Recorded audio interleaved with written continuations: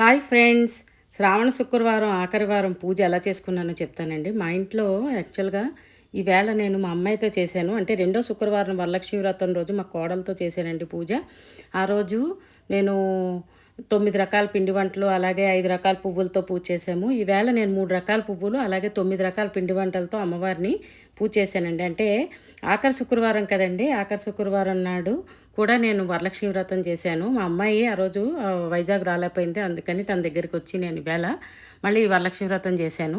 అయితే ఈవేళ 3 రకాల పువ్వులతో చామంతి పూలు, గులాబీ పూలు అలాగే గన్నేరు పూలతో చేశానండి. 9 రకాల పిండి వంటలు, పులగం, పరవాణం అలాగే చక్కెర పొంగలి, తర్వాత పులిహార, తర్వాత 5 రకాల అన్నంతో చేశానండి దద్దోజనం, అలాగే గారి, చంద్రకాంతాలు, కారం బూర్లు చేశానండి. చంద్రకాంతాలు ఎలా చేశానో చెప్తాను చూడండి. పెసరపప్పు మనం ముందుగా నానబెట్టుకుని దాన్ని గ్రైండ్ చేసి ఉంచుకోవాలండి. ఒక గంట నానబెట్టిన పెసరపప్పును రుబ్బి ఉంచుకున్న తర్వాత అది వాటర్లా చేసుకుని ఉంచిన తర్వాత మనం పంచదార కొద్దిగా పాకం తీసుకుని అందులో ఈ పెసరపప్పు మిశ్రమాన్ని వేసి దగ్గర పడే వరకు తిప్పుకోవాలండి.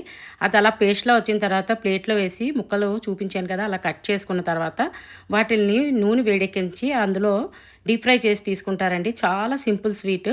అంటే బూరి బదులు ఈవేళ నేను ఈ చంద్రకాంతాలు చేశానండి. చంద్రకాంతాలు అలాగే గారెలు, కారం బూర్లు డీప్ ఫ్రై ఐటెం చేశానండి. అలాగే దద్దోజనానికి అయితే పెరుగు అన్నం మనం విడివిడిగా కావాలంటే కొద్దిగా అన్నం ముద్ద చేసుకోకుండా అలాగ రైస్ వేసుకోవాలండి. లేదంటే అన్నం ముద్దగా చేసి కూడా తీసుకుంటూ ఉంటారు కొంతమంది. దానికి మినపప్పు, శనగపప్పు అలాగే మిరియాలు కంపల్సరీగా వేస్తే చాలా మంచి టేస్ట్ వస్తుందండి. కరివేపాకు, ఎండుమిరపకాయ అలాగే అల్లం పచ్చిమిరపకాయ పేస్ట్ ఇవన్నీ వేసి కొద్దిగా సాల్ట్ వేసి మంచి పెరుగు మన ఇంట్లో చేసుకున్నది కానీ వేసుకుంటే కనుక చాలా కమ్మగా కుదురుతుంది దద్దోజనం. దానికి చూడండి, అమ్మవారికి అన్ని రకాల పిండి వంటలతో అలాగే పూలతో పూజ చేశానండి. మెయిన్ ఏంటంటే మనకి ఈవేళ ఆఖరి శుక్రవారం కదా, ఆఖరి శుక్రవారం నాడు కూడా ఈవేళ నేను వరలక్ష్మి వ్రతం చేశాను. అందుకని ఈ వీడియో మీతో షేర్ చేస్తానండి. తప్పకుండా అందరూ చూసి నేను చేసిన ఐటమ్స్ కూడా ఇదివరకు ఆల్రెడీ ఛానల్లో పోస్ట్ చేశానండి. 5 రకాల ఐటమ్స్ అన్నంతో చేశానండి. అన్నంతో చేశానని చెప్పి ఒక రెసిపీలా చేసి కూడా నా ఛానల్లో పెట్టున్నానండి. తప్పకుండా చూడండి. దాన్ని చూడండి, అలాగా పువ్వులతో పూజ అలాగే మనం చేసిన ఐటమ్స్తో నైవేద్యం పెట్టాను. అలాగే 9 రకాలు చేశాను అన్నాను కదండి. అందులో శనగలు కూడా అమ్మవారికి చాలా ఇష్టం కదండి. శనగలు తాలింపు వేసి ప్రసాదంగా ఇస్తే చాలా మంచిది. అలాగే మనం శనగల్ని నైవేద్యం పెట్టి మెయిన్ ఏంటంటే ఒక తాంబూలంలో కూడా అమ్మవారికి ఇస్తే చాలా మంచిదండి. శ్రావణ మాసం కదా, శ్రావణ మంగళవారాలు కూడా చూడండి నోవులు చేస్తూ ఉంటారు కదా, దానికి కూడా శనగలే తాంబూలం కింద ఇస్తారు కదండి. అలాగే శ్రావణ శుక్రవారాల్లో కూడా మనం శనగలు నానబెట్టి అమ్మవారికి తాంబూలంగా ఇస్తే కనుక చాలా మంచిదండి. అయితే మనకు శక్తి కొద్దీ కలిగింది బంగారం కొనుక్కుంటే బంగారం పెడతారు. అలాగే కొత్త చీర అమ్మవారికి దారపోస్తారండి. దారపోసిన తర్వాత అది మనం సాయంత్రం చూడండి దీపాలు పెట్టే టైంకి మళ్ళీ స్నానం చేసి అమ్మవారికి మనం దీపం పెట్టే ముందు ఆ కొత్త చీర కట్టుకుని మళ్ళీ దీపం పెడతారండి. ఈవెన్ 5 శుక్రవారాలు అలా చేసుకోవచ్చు. లేదు అంటే కనుక ఇలాగ మనకు కుదిరింది రెండో వారం పౌర్ణమి ముందు వచ్చే వారం చేస్తారు కదా అందరూ. ఆ రోజు మా కోడలతో చేశాను, ఈరోజు కూతురుతో చేశానండి.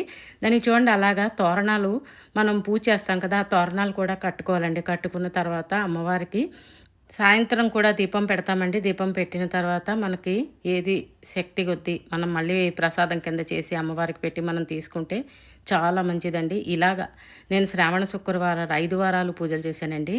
అయితే రెండో వారం వరలక్ష్మి వ్రతం మా కోడలతో చేశాను. 5వ వారం మా కూతురుతో. ఈవేళ నేను మళ్ళీ వరలక్ష్మి వ్రతం చేసుకున్నానండి. సో ఈ వీడియో మీకు కనుక నచ్చినట్టయితే ఒక లైక్ చేయండి, షేర్ చేయండి. అలాగే ఇందులో చేసిన ఐటమ్స్ని మీరు కూడా ట్రై చేయండి. ట్రై చేసి మీకు ఎలా కుదిరినాయో కామెంట్ పెట్టండి. ఛానల్ సబ్స్క్రైబ్ చేసుకోకపోతే సబ్స్క్రైబ్ చేసుకోండి. Thanks for watching Brahmaras world అండి. తప్పకుండా ఈ ఛానల్ సబ్స్క్రైబ్ చేసుకోండి. ఆరోగ్యకరమైన వంటలు అలాగే పూజలు అలాగే ఏవైనా రెమెడీసు అన్నీ కూడా నా ఛానల్లో చూపిస్తున్నానండి.